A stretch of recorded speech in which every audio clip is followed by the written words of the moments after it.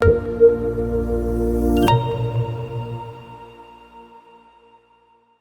am sure most of you are familiar with one of the greatest creations of Christopher Nolan, Inception. The storyline of Inception was in such a way that there was a dream within a dream. Like the topic for our session, Inception disease, where there is a primary disease inside which there are again multiple diseases. So here the primary disease is an acquired immunodeficiency syndrome, below which there are n number of opportunistic infections or tumors or atypical disease presentation. So let's begin our learning with HIV. So the burden of HIV is huge worldwide, especially in India. Now, it has been estimated that 33.2 million people are living with HIV and AIDS globally. As I told you, India is one of the country which has highest prevalence of HIV with a national prevalence of 0.36%. States like Maharashtra, Bihar and Uttar Pradesh have the highest amount of individuals suffering with HIV or AIDS. Now, the highest risk individuals are homosexuals who perform insert or receptive anal sex, drug abusers, migrants who have migrated from one place to another place or whose job profile involves a repeated migration, a poor socioeconomic status, or individuals who indulge in sex workers. Now, after the introduction of a highly active antiretroviral therapy, that is the use of 3 or more antiretroviral therapy against this HIV, there was a significant reduction of mortality that has been caused by HIV, as high as up to 80% reduction. Now, talking about modes of transmission of this HIV, the most commonest mode, as we all know, is sexual transmission. So when we talk about sexual transmission, it is most commonly seen in homosexuals when they perform a insertive or a receptive anal sex, followed by a heterosexual transmission. It can also be transmitted by a parenteral method. By a parenteral, it can be transmitted especially in drug abusers who are cocaine addicts or in individuals who have receiving blood products that were not tested for HIV, or in places where there is a lack of medical supplies, where the drugs or the injections have been used repeatedly, where the needles have been repeatedly used without disinfection. The other mode of transmission is a perinatal transmission. Now, perinatal transmission in developed countries is less, but in developing countries like India, the perinatal transmission is as high as up to 25 to 44%. So here, there is a vertical transmission from an infected mother to the child. Other modes of transmission can be via breastfeeding, although the exact proportion of transmission of HIV via breastfeeding is not known. Now, other ways by how an individual would acquire an infection of HIV is usually a healthcare worker who is processing the samples or the infected blood, or via a needle prick. So these are the mode of transmission. Now, after learning the mode of transmission, there are certain factors which will accelerate the risk or the chances of acquiring HIV infection. Now, what are those risk factors which would increase or accelerate this process? So the common risk factors which would apply in all the modes of transmissions are an individual who has already is suffering an AIDS. The individual who has already seroconverted. In this individual, there is already a formation of antibody against this HIV virus, or an individual who has a high viral load or a very low CD4 cell counts. And those individuals who are at a higher risk of transmission, those pregnant mothers who are at a higher risk of transmission HIV to their children, are those individuals who are suffering from a premature rupture of membranes, chorioamnionitis, or a grand multipara. When we talk about fetal factors, a newborn who is low birth weight or who has suffered a fetal trauma, especially because of application of the scalp electrodes, is at a high risk of developing or acquiring HIV infection. And when we talk about factors which would increase the risk of acquiring HIV via sexual transmission, is an individual suffering a sexually transmitted infection or a disease, especially a genital ulcer or a abraded mucosa, homosexual practice of sex, rectal or vaginal trauma, menstruation, multiple sexual partners, polygamy, increases the risk of acquiring HIV via sexual transmission. And when we talk about parenteral method, an equipment reuse or cocaine drug users or a deep injury or an individual who already has an in situ venous or an arterial device is at a high risk of acquiring HIV infection. Now let's move ahead and discuss about what this HIV virus consists of. Now this HIV virus belongs to rentivirus family and has got a single-stranded RNA. Now this HIV virus has got a lipid envelope and it has got two copies of single-stranded RNA and it has got multiple enzymes, mainly liver transcriptase. Now surrounding this envelope, there are multiple spikes. Now the spikes have got two important glycoproteins, namely glycoprotein 120 and glycoprotein 41, which will help in their pathogenesis, which we will read in the further slide. Now, to develop the pathogenesis of this HIV virus, to help this virus infect a normal individual or a normal cell, to help this RNA virus get incorporated into the host genome, there are certain genes that are responsible. These genes enable the pathogenesis of HIV. So these viral genes are GAG, ENV and POL. So these are very important, which can be asked in your MCQ and you must remember them. And there are 6 regulatory genes which are responsible and enable the pathogenicity of this HIV virus. They are VIF, VPR, VPU, NEF, TAT and REF. Now HIV-1 and HIV-2 both are capable of causing an infection, although HIV-2 causes a milder infection when compared to HIV-1 and is usually restricted to the geographical location of Western Africa. And it has been thought that once infected, each day more than 10 to the power 10 virons are produced. So 10 to the 10 power virons are produced each day. So many copies of HIV are produced and 10 raised to 9 CD4 cells are depleted each day, which represents 30% of viral load is produced each day and about 6 to 7% of total body CD4 counts is reduced each day. So I put up an image for you to easily understand the pathogenesis of HIV. Now, once infected by any route, the HIV virus will gain entry into the cell and cause replication and produces multiple copies of HIV. Now, how does that occur? It occurs in 9 steps. So the first step is this HIV virus, which has got a lipid envelope and has got 2 important glycoproteins, glycoprotein 120 and glycoprotein 41. Now the binding site of HIV to the CD4 receptor cells is at a GP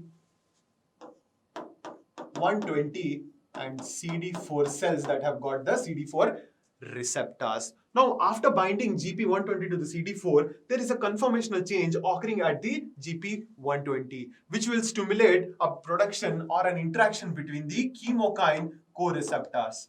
Now, these chemokine co-receptors which are present will help the entry of this virus into the cellular membrane or cellular component. So this is guided by a process called as fusion. Now after this GP120 binds to the CD4 cell receptors, there is a interaction of this chemokine co-receptors. Now this chemokine co-receptors causes a membrane fusion. So there is a fusion of this HIV membrane to the cellular membrane, as you can see in this image. So after fusion, the viral content which is present within the HIV gets entry into the cell. And inside the cell, there is a formation of double-stranded DNA from RNA with the help of reverse transcriptase. Now this reverse transcriptase is very error-prone, which will lead to an increased risk of formation of mutations. Now the next step is this double-stranded DNA is incorporated within the cellular nucleus with the help of the enzyme integrase.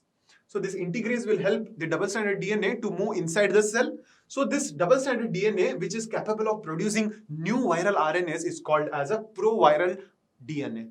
Now soon this proviral DNA will form a proviral RNA with the help of transcription. Now this proviral RNA will undergo a translation and finally viral mRNA are produced. These are the new viral mRNA that are produced, and with the process of cleaving of polypeptides and with the cellular assembly, new HIV viruses are produced and they are thrown into the circulation so that they can infect all the other organs and make these individuals infectious. So this is the pathogenesis or the life cycle of HIV virus. So in this figure, we will also try to learn, so what are the chemotherapeutic triggers or the targets that we are going to target based on this life cycle.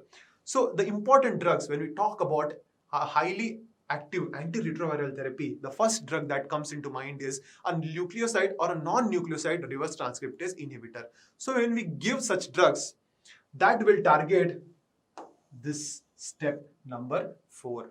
So this step number 4, inhibiting the reverse transcriptase, be it a nucleoside or a non-nucleoside, will inhibit a transcription of a genomic RNA to the double-stranded DNA. So this is the first target. The second group of drug that we talk about is a protease inhibitor. So this protease inhibitor targets the step 8.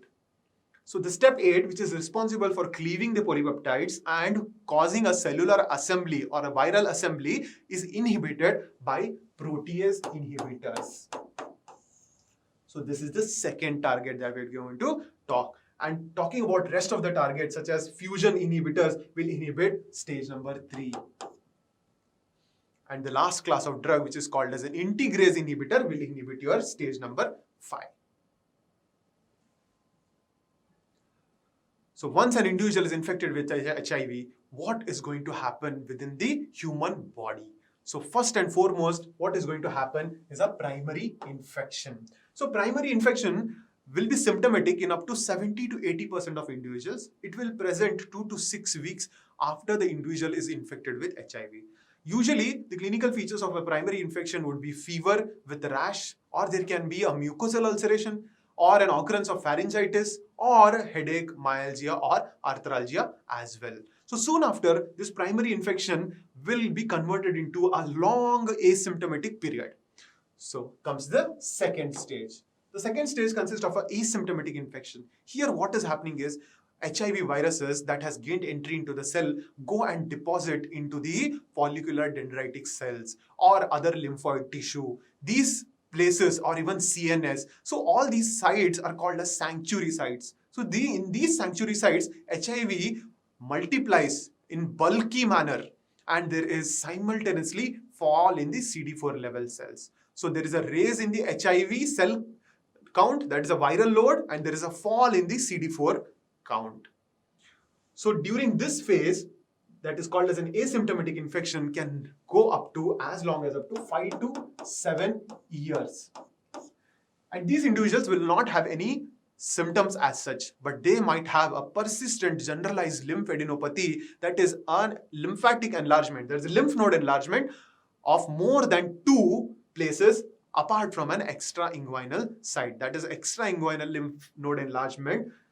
It's typically seen in asymptomatic infection. So the next stage is an occurrence of mild symptomatic disease. So here what is happening is, as I told you, there is an increase in the HIV viral load. There is a decrease in the CD4 count. So CD4 count has reduced, but the diseases that are occurring in the third stage or a mild asymptomatic disease are the diseases that are indicating the HIV infection. So these diseases that are occurring in the third stage are irrespective of the CD count. So that is why these diseases or the clinical presentation that are occurring are not AIDS defining. They are HIV symptomatic or indicating disorders. So we will also study what are the HIV indicating clinical presentation. And then finally, when the CD count has gone well below 200, those individuals will develop a full-blown acquired immunodeficiency syndrome called as AIDS. Now, once the AIDS is developed, it can lead to n number of opportunistic infections, tumors, or atypical disease presentations. Now, all those presentations, we would call it as a AIDS-defining disease, where the occurrence of these disease is directly, that is inversely proportional to the CD4 cell count. Now, in this picture, you can make out how the infection of HIV goes from a primary infection to a mild asymptomatic infection over the period of 7 to 10 years. And after about 8 to 10 years, there is a development of mild symptomatic HIV indicating disease or a full-blown AIDS. So you can see here the response of a CD cell and the viral load accordingly. So initially in the acute infection that is occurring in the primary infection, before there is a seroconversion, there is an increase in the viral load and then there is a fall after a seroconversion. There is a high CD4 count at the beginning of a primary infection which falls slowly over the time.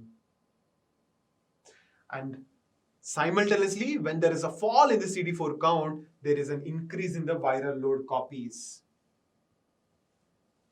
So increase in the viral load copies with a fall in the CD4 count will give a way to formation of opportunistic infections. So as I told you, when we talk about the third stage, that is from the primary infection to the asymptomatic mild infection to the formation of HIV symptomatic or indicator disease. So these are, it can be a oral hairy leukoplakia, recurrent oropharyngeal candidiasis, recurrent vaginal candidiasis, severe pelvic inflammatory disease, cervical dysplasia, bacillary angiomatosis, ITP, weight loss, chronic diarrhea, herpes zoster, peripheral neuropathy, or even low-grade fever or night sweats. So occurrence of any of this disease is irrespective to the CD4 cell count. So that is why these diseases are not AIDS defining. They are HIV symptomatic or indicator diseases. So moving ahead to the HIV indicator diseases. Now these can be dealt depending upon the CD4 cell count. Now depending upon the CD4 cell count, that how much the cell count has reduced, specific diseases occur. So if the cell count is less than 500, there is an occurrence of pulmonary tuberculosis. There can be a reactivation of the upper lobe pulmonary TB that was latent or dormant. There can be an occurrence of pneumonia, herpes zoster, lymphoid interstitial pneumonitis, oropharyngeal candidiasis, Kaposi sarcoma, cervical intraepithelial neoplasia, grade 2 or grade 3, or even an occurrence of idiopathic thrombocytopenic purpura. If the CD4 cell count has gone less than 200, there can be a formation of extrapulmonary tuberculosis or even miliary tuberculosis. When you talk about diarrhea, there can be cryptosporidium or microsporidium diarrhea or gastrointestinal infection. And there is one atypical pneumonia occurring as a result of Pneumocystis jirovecii. There can be occurrence of esophageal candidiasis or peripheral neuropathy as well. Now what happens if the CD4 cells count have gone well below 100?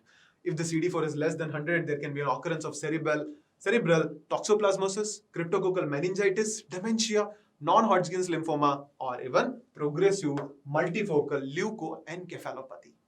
And if the cell count has gone less than 50, where there is an increased risk of mortality, there can be an association of cytomegalovirus, retinitis, or gastrointestinal infection. There can also be an occurrence of primary CNS lymphoma or a disseminated Mycobacterium avium intracellular complex infection. So these are the diseases which are correlated with the cell count, that is the CD4 cell count.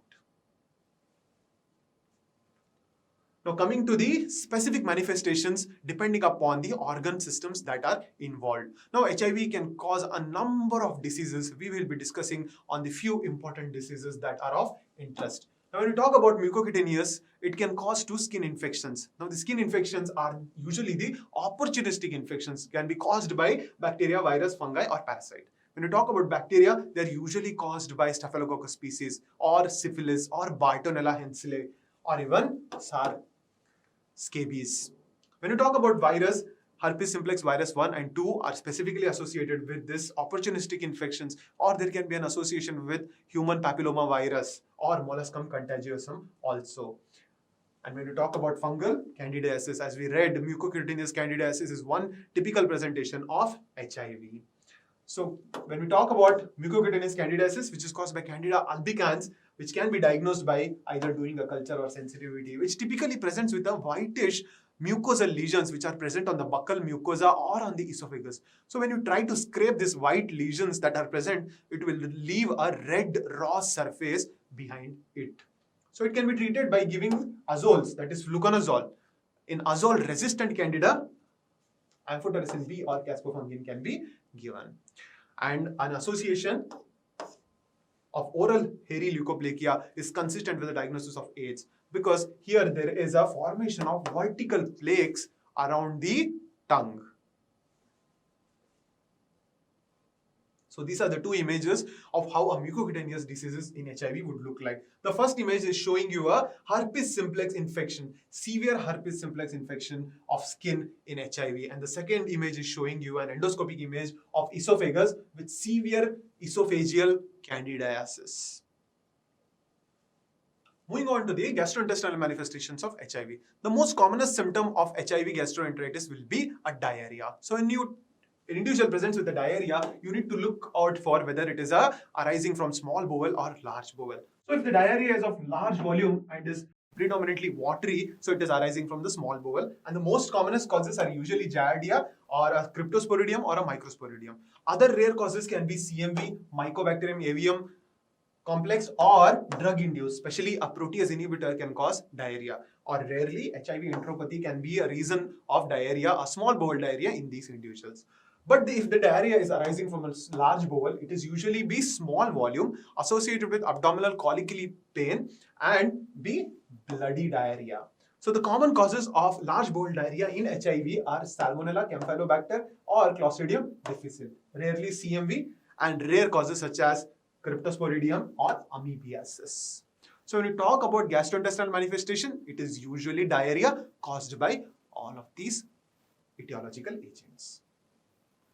So one important manifestations apart from diarrhea is a CMV, esophagitis or colitis. So these individuals will have a pathognomic formation of an intracellular or intracytoplasmic owl eye inclusion bodies. So when you do a biopsy of esophagus or the colon, this is what you get to diagnose these individuals. So these individuals will present with a history of 2 to 4 weeks and typically present with esophagitis or colitis. So individuals who are suffering from esophagitis will present with a retrosternal pain, dysphagia, difficulty in swallowing.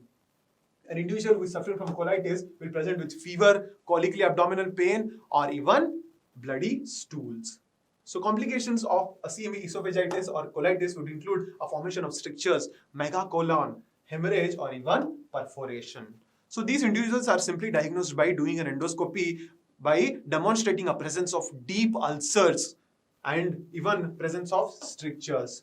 You can also diagnose these individuals by presence of a highly elevated blood CMV titers and get a biopsy to demonstrate the typical finding of CMV, that is an owl eye inclusion bodies. So these individuals are treated with an intravenous ganciclovir or an oral valganciclovir for 3 weeks, followed by a maintenance valganciclovir that has to be given as long as the CD4 count goes above 100. So once the CD4 count is more than 100, you can stop the maintenance drug. So moving ahead to the respiratory complication. So when you talk about respiratory complication in HIV, most commonly comes 2 disorders. One, there is a mycobacterial tuberculosis reactivation or a new infection, or pneumocystis jirovecii infection. So pneumocystis jirovecii was primarily or initially called pneumocystis carinii. Now it is called as pneumocystis jirovecii. It is an infection that is acquired from a respiratory nuclei, a droplet infection typically seen in HIV individuals whose CD4 cell count is less than 200. Now, pathologically, they form an extracellular fungus with cyst, merocyte, trophocyte morphology. Now, these can be evident by doing a microscopic examination either with a GIMSA stain.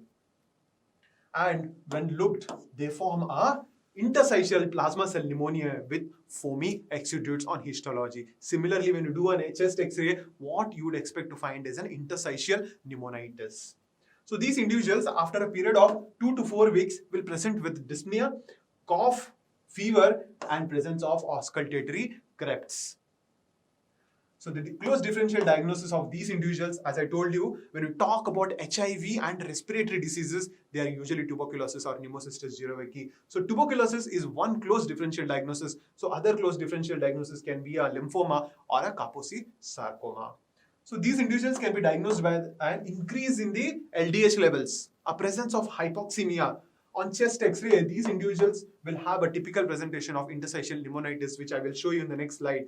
Or you can demonstrate the organism by doing a sputum microscopy or a bronchoalveolar lavage, either a microscopy or a polymerase chain reaction. So this is a chest X-ray of an individual who has been diagnosed with pneumocystis jirovecii, who had AIDS. There is an interstitial pneumonia. You can see there is a reticulonodular infiltrates. interstitial haziness that has spared the apex and the costophrenic angle.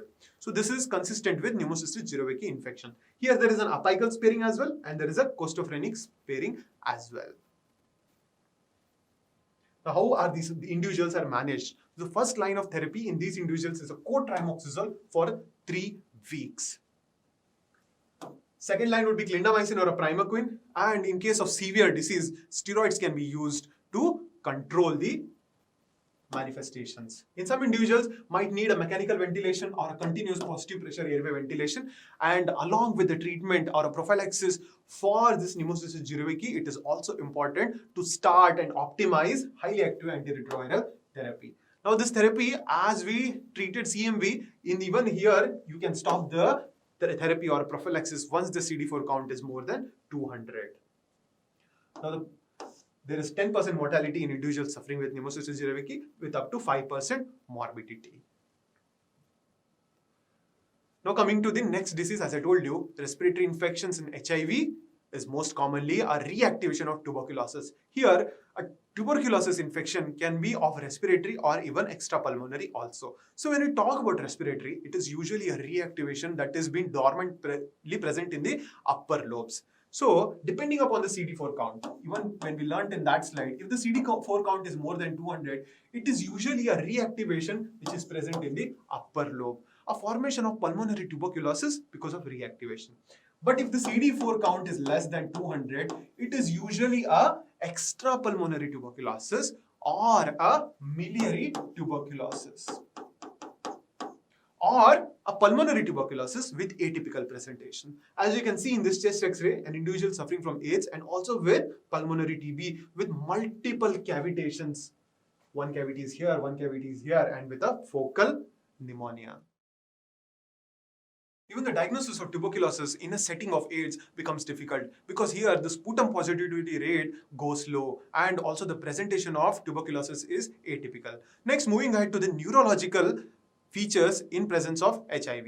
So if an individual is having a neurological involvement, will typically present with 2 important clinical features. One is headache and another one is altered mental status. So when an individual is presenting with a headache, next thing that you need to sort is whether there are presence of focal signs. So an individual presenting with headache and with focal signs is usually suffering from a cerebral toxoplasmosis or a primary CNS lymphoma or tuberculosis, brain abscess or metastatic non-Hodgkin's lymphoma or rarely syphilis. Or if this individual has headache without any focal signs, that can be an occurrence of cryptococcal meningitis, tubercular meningitis, primary HIV infection or secondary syphilis as well. Now, if that individual has presented with an altered mental status with focal neurological signs, that individual can be suffering from progressive multifocal leukoencephalopathy. This is primarily a demyelinating disease of the white matter of the brain, occurring typically as a result of a JC Papova virus. Other reasons for focal neurological signs with altered mental status are a varicella zoster virus infection or a herpes simplex infection. And in an individual who has an altered mental status without any focal neurological signs, that individuals can be suffering from either a CMA infection or even a rare causes such as varicella zoster virus, progressive multifocal leukoencephalopathy or herpes simplex virus infections. So these are the MRI images showing HIV diseases involving central nervous system. So the first image is showing you 2 ring enhancing lesions in the cortex. So this is consistent with cerebral toxoplasmosis. So here you can see 2 ring enhancing lesions with the presence of huge edema which has caused a midline shift. So this is consistent with cerebral toxoplasmosis. The second image is showing you a presence of a single lesion which is present in the periventricular region with some amount of edema. So this is consistent with a primary CNS lymphoma. And the third and the final image that is showing you a demyelination of the white matter that you can clearly see here without edema is diagnostic of progressive multifocal leukoencephalopathy. So these are the 3 important manifestations of HIV in nervous system. Now, One important cause of meningitis in an individual who is suffering from HIV, whose CD4 count has gone less than 100, is cryptococcal meningitis. Now, cryptococcal meningitis is caused by Cryptococcus neoformans var grubi of serotype A or Cryptococcus var neoformans of serotype D. Now, pathologically, there is a formation of budding encapsulated yeast in clusters with a limited or very low inflammatory response. Now, these individuals will typically present after an incubation period of 4 to 6 weeks with headache, fever, drowsiness, confusion, blurred vision, and seizures. These individuals can be diagnosed by MRI, which can show a meningeal enhancement or even a presence of mass. CSF can be subjected to Indian ink staining, where you can visualize this cryptococcal species, or a cryptococcal antigen values can be done, or even it can be subjected to culture. These individuals can be treated with a liposomal amphotericin B or 5-flucytosine for 2 weeks, followed by fluconazole for about 8 weeks as a maintenance regime. 5 to 10% of acute mortality is seen in individuals who are suffering from cryptococcal meningitis, and about 10% individuals will suffer some form of morbidity. Now coming to the HIV related cancers. Now we studied the important diseases that is HIV causing system wise. Now, apart from the opportunistic infection, it can also lead to an increased production of cancer also. Now, when you talk about cancer, it can be a formation of AIDS-defining cancer and a non-AIDS-defining cancer. So, AIDS-defining cancer is again the cancer that is occurring inversely proportional to the CD4 count. So, these are typically a Kaposi sarcoma or a non-Hodgkin's lymphoma. So AIDS-defining tumors that are commonly seen in HIV are a Kaposi sarcoma or a non-Hodgkin's lymphoma. But such a relation with CD4 counts does not exist with few cancers. So those cancers are called as non-AIDS defining cancers. Here the occurrence of cancer is not in any form of relation with CD4 cell count. So these non-AIDS defining cancers that are typically seen in HIV are an anal cancer or a Hodgkin's lymphoma.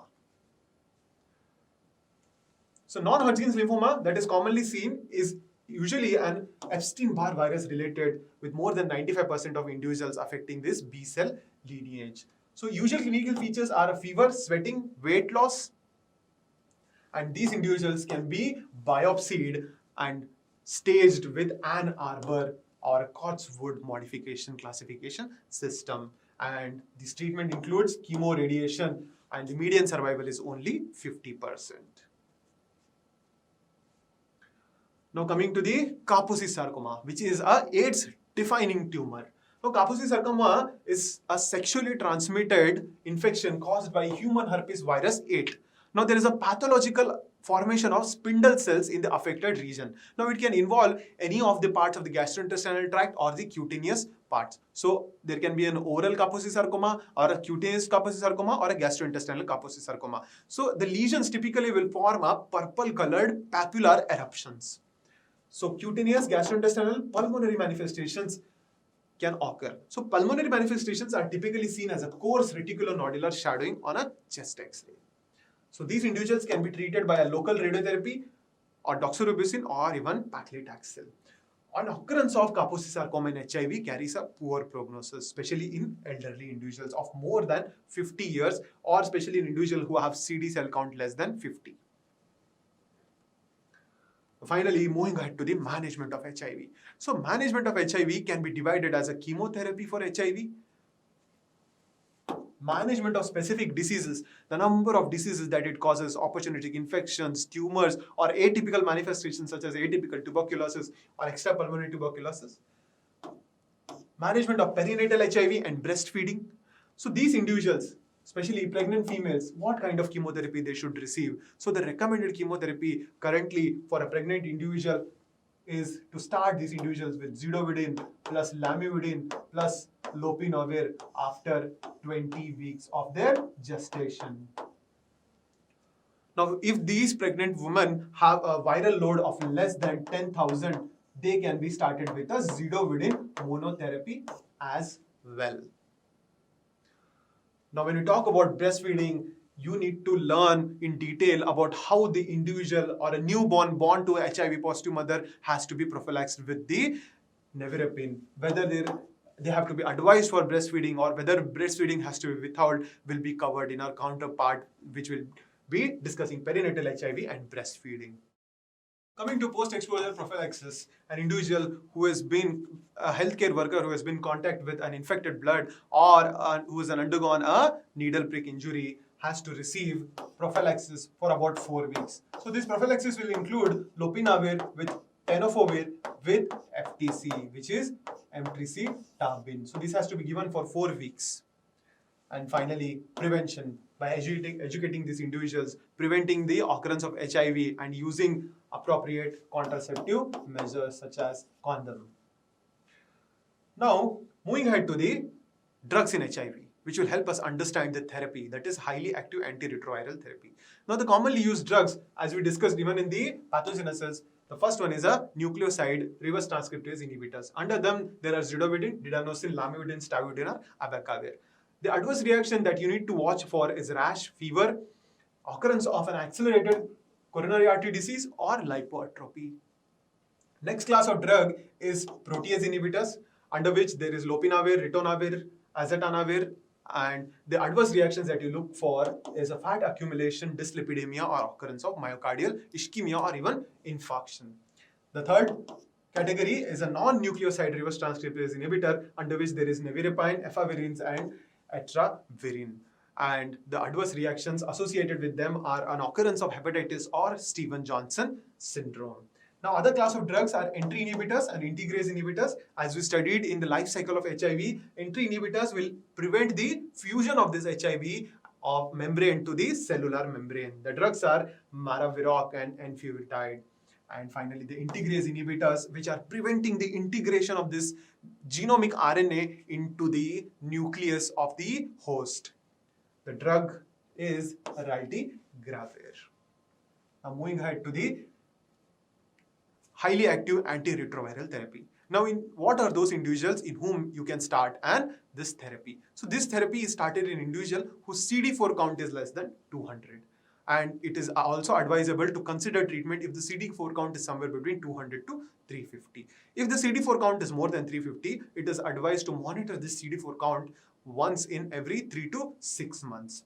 Now, irrespective of CD4 count, there are specific categories in whom you can start an highly active antiretroviral therapy. These are the individuals who are having a CNS manifestations of HIV, or those individuals who are having a AIDS-defining diseases or AIDS-defining diagnosis. So coming to the treatment of HIV, so an individual who has been diagnosed newly, a new case of HIV is treated with one class of drug in each categories. So combination of one drug from this, one drug from this, and one drug from this, which will make us 3 drugs. So using 3 or more drugs in treating HIV is itself called as a highly active antiretroviral therapy. So one drug from a non-nucleoside reverse transcriptase inhibitor and a protease inhibitor, one from this column and another from this column is used in newly diagnosed patient.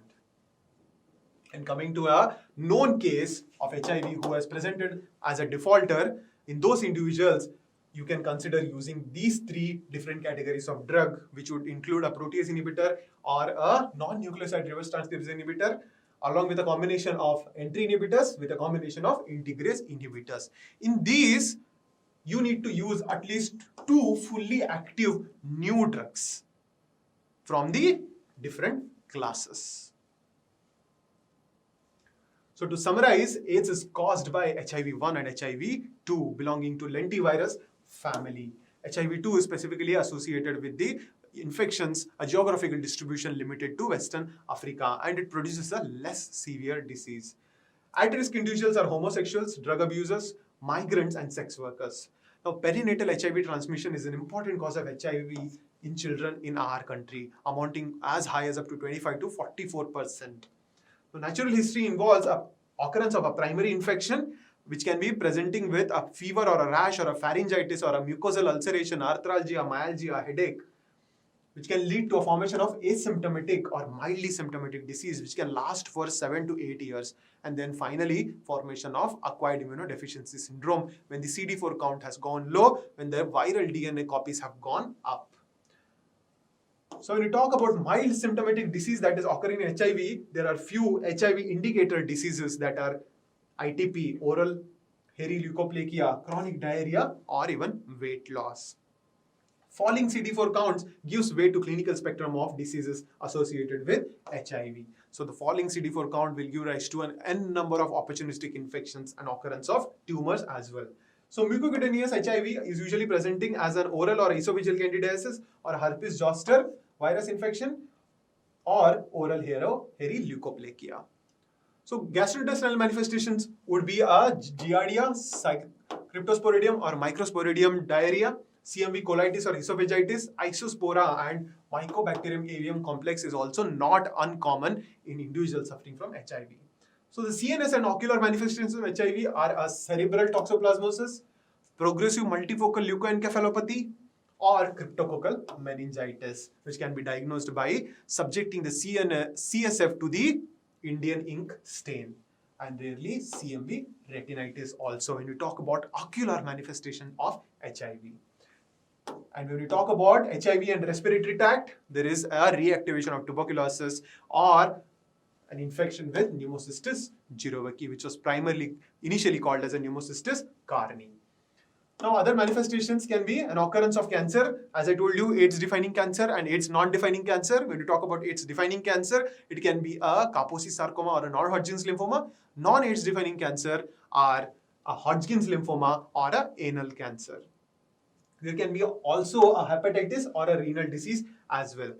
Now, this HIV can be diagnosed by a simple tri-dot test or ELISA, RT-PCR, and these individuals have to be also estimated for CD4 count so as to decide when the therapy has to be started and how the therapy has to be optimized.